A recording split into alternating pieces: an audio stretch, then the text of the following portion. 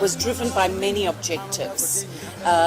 One being that this was a very sport-oriented country, still is a very sport-oriented country, but we felt that there was this lack of communication that was starting to happen between Zimbabwean business and the arts world, and that the arts world needed to revise the way it was presenting itself to business, to donors, etc., to improve the communication lines and be able to get more support.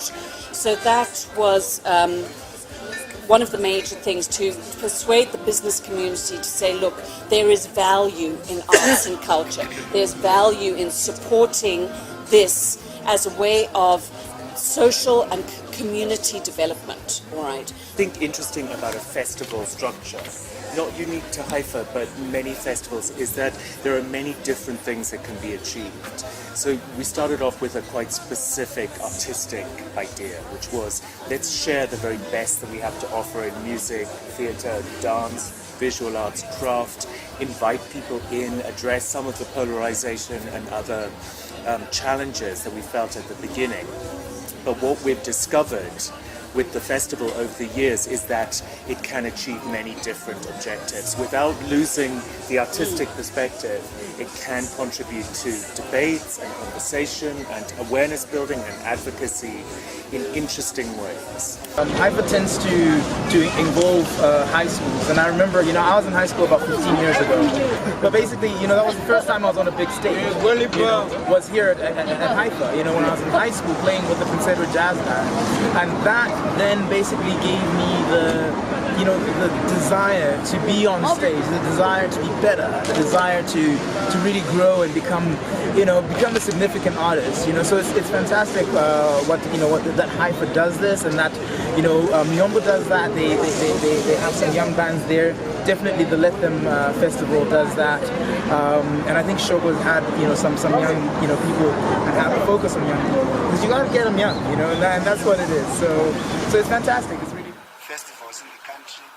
HIFA is only but one, but there are 35 festivals in Zimbabwe at different levels, at national, provincial, district, that are really held every year. And we are very happy that that has also helped to galvanize even public support, corporate support, so that even international festivals like HIFA will be able to find it easy even to identify local talent that can be showcased at that international level. The arts is also very good to bring people together and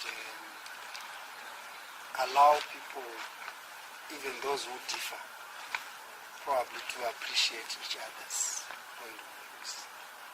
And I think HIFA has been able to, in a sense, play that role.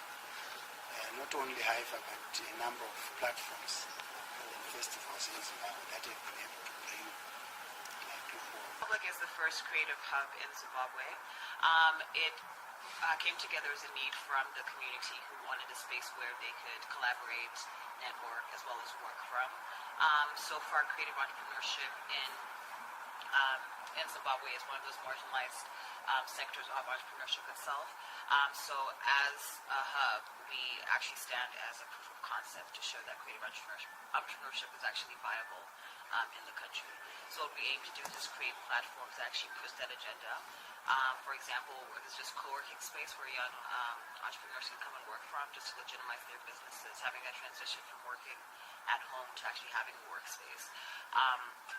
Providing spaces where they can actually just see each other and talk to each other in order to collaborate.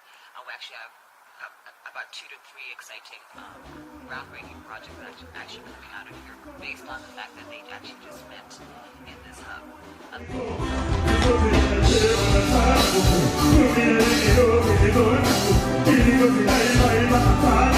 Eagle,